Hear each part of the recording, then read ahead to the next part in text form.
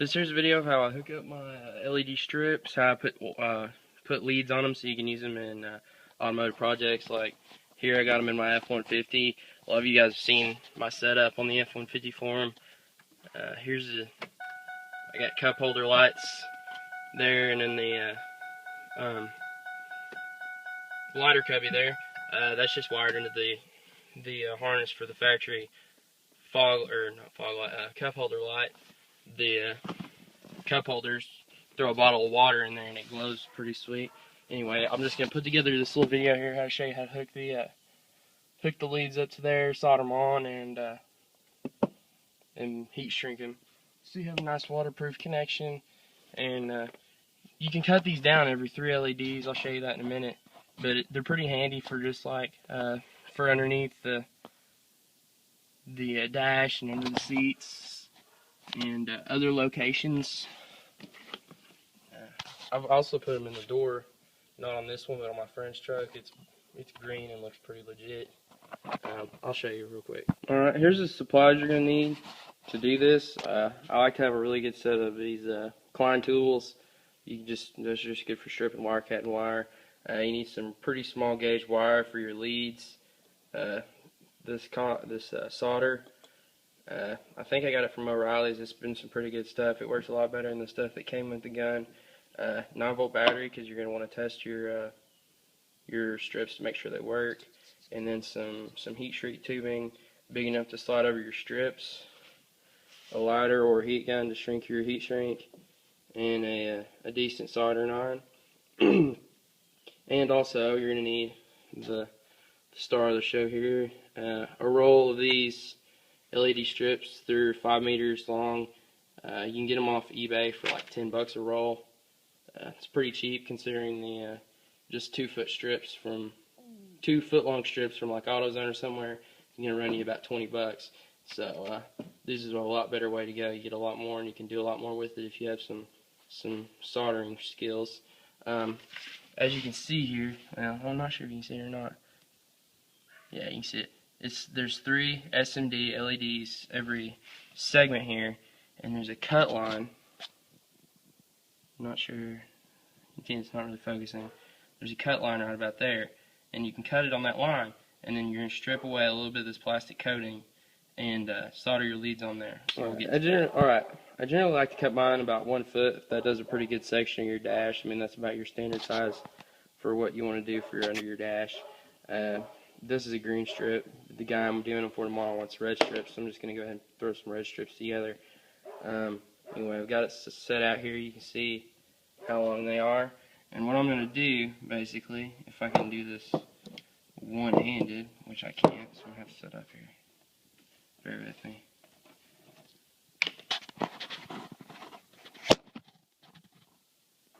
You can see there's a little cut line there between those leads. Let me make sure it's the right length again. Yeah. There's a little cut line right here. I don't know why it's not focusing very good. Anyway, there's a little cut line right there. And you're going to take some decent set of clippers or nippers and just cut on that line. They'll pop right apart. As you can see, I've got a separate strip now. And I'm going to come down here to the other end because I kind of clipped a little too far on my leads there. And let's see if I can focus on that right there.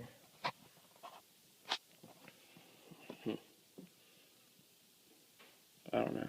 Anyway, you see those little beads right there? I'm going to solder my leads on that. See if it'll focus. I don't know why it didn't focus on the video camera, but I'll show you how to do that.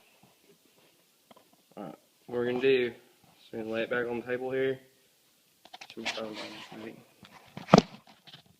Lay it on the table here. And get you a razor blade, like an X-Acto knife. I just use my pocket knife because I'm pretty low tech that way. You're just going to slap it down in there, and you can see this coating come off here. It's just plastic that just protects your LEDs. They make some without this coating, but I recommend getting this with the coating. They're labeled waterproof, and you just get all that coating off them little spots there, and you'll be ready to solder leads on, if I can get it all off. And you want to make sure these are good and clean, because if not, you won't get a very good connection, and it's a real pain in the butt to have to take these apart later because you didn't have a good connection on them. So be sure to do that. And then also, I know you can't see that on the camera, but this lower side here has a mark that says 12 volt positive. Up here is marked negative. Be sure to keep track of that, because LEDs are polarity sensitive. So you have to have your positive positive and your negative negative, or they will not work. Alright. My soldering gun's already hooked up. What I like to do is tin my wires and the pads, so it's a lot easier to make a connection. What you're just gonna do is you can take your wire strippers here and just knock off just a little bit of coating. I got black, and then I got white for positive. I mean, just keep track of which one you're going to use for which, and make sure all your strips end up the same way. I'm going to have to strip off the back side, because it'll be easier when it's not on the strip both ends. It's going to be easier to do that when it's not hooked onto the strip. Well, alright, got them both. You're going to pop on the old soldering iron here and let her rip. What I like to do is get a pair of these whenever you get ready to put them on the strip, and then you can kind of like set them up to where it's a lot easier to do. If you have one of those third hand tools or whatever, I would highly recommend it, because you can use it to hold your wires in place. Anyway, I think it's probably hot enough now. I'm sure most of you guys know how to use a soldering iron. If not, this is a little introduction. Slap some solder on there and just coat the wire with just a little bit of solder. That's called tinning it. It makes it a lot easier to make a connection later, because it's already got a little bit of residual solder on there, and basically you're just melting it back onto the wire or whatever you're hooking it to. This part gets a little bit tricky. Just kind of got to ease the solder on there. There it went. Need a little more there. Where did I set my solder at? Oh, drop it. Some more on there. Make sure you're in a well ventilated area. It can make you sick as a dog if you're breathing this in a whole lot. So be careful when you're actually in the vehicle soldering them in. I recommend soldering them in just because it's a lot better connection. Alright, see if I get, yeah, there we go. Got that on there. So what we're going to do now is, I'm trying to make sure I keep it in the field of vision for you. Anyway, got that one ready. So what we're going to do, you can set that on there. That's going to be my positive wire. And I'm going to take and just kind of lean that up there, because it's kind of a pain to control a whole lot of things at once. If you have somebody to help you, it can be helpful. If they're not really technologically savvy, it may not be. But if you both know what you're doing, it'll be a lot easier. Again, get you a little bead of solder going on the end of here. Try not to cover your view up, but basically you're just going to melt those beads together, and that's checked. And you're going to take and you put this other ground wire, smear ground wire, just set your tool up there to hold it in place. Soldering iron hot again. Dabbing that solder on there. And then again, you're just going to melt that all into place. Let me see. Sometimes you gotta work with a little bit. I may have to cut film here in a minute just to get this one done, because it's being a pain. I think that may have done it. Nope. Hold on a second. Alright. Now I've got my leads soldered on there. You grab your 12 volt battery, keeping in mind which hook them up, make sure it works before you heat shrink it on. As you can see, we are a go. So what I'm going to do is I'm going to take my piece of heat shrink here, and I don't like to use a whole lot of heat shrink, I just want to use enough to cover up the joint there. Just take your knife or clippers or whatever, split it, and then you're going to take your heat shrink and just slip it over. Bear with me a second here. Take your heat shrink, you just want to just slip it over these wires here. And sometimes if you get a couple out of whack, it's a couple strands out of whack, it's a little hard to get on there. There it goes. Just gonna bop that up on there. Make sure you get a good overlap. Make sure it's over this, over your full connection pretty good there.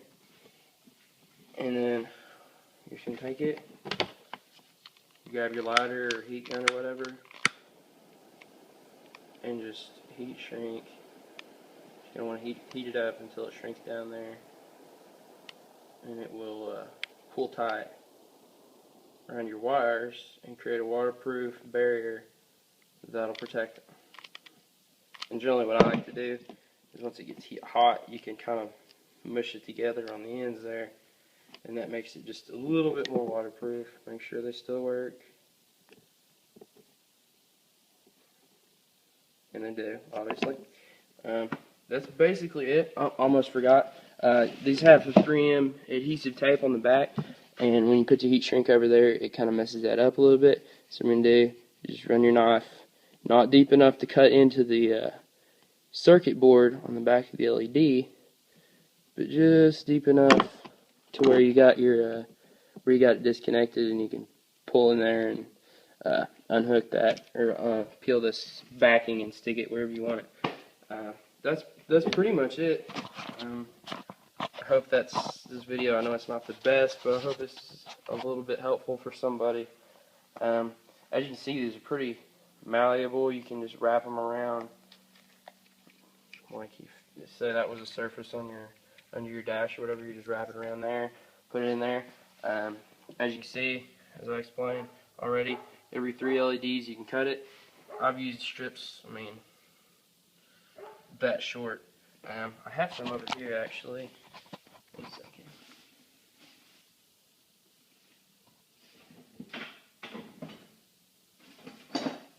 Bear with me just for 1 moment.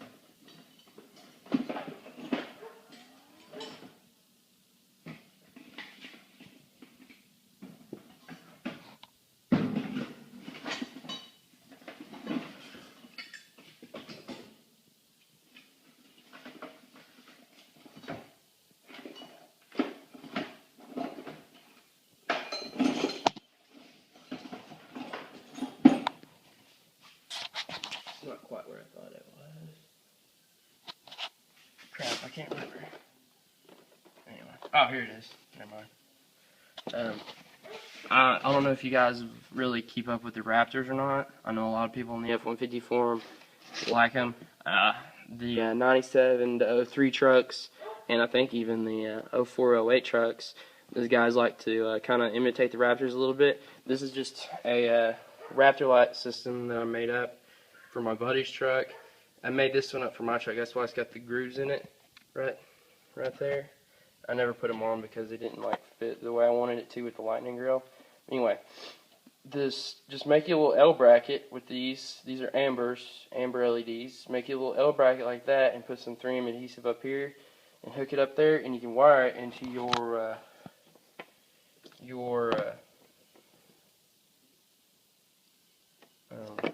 park lights.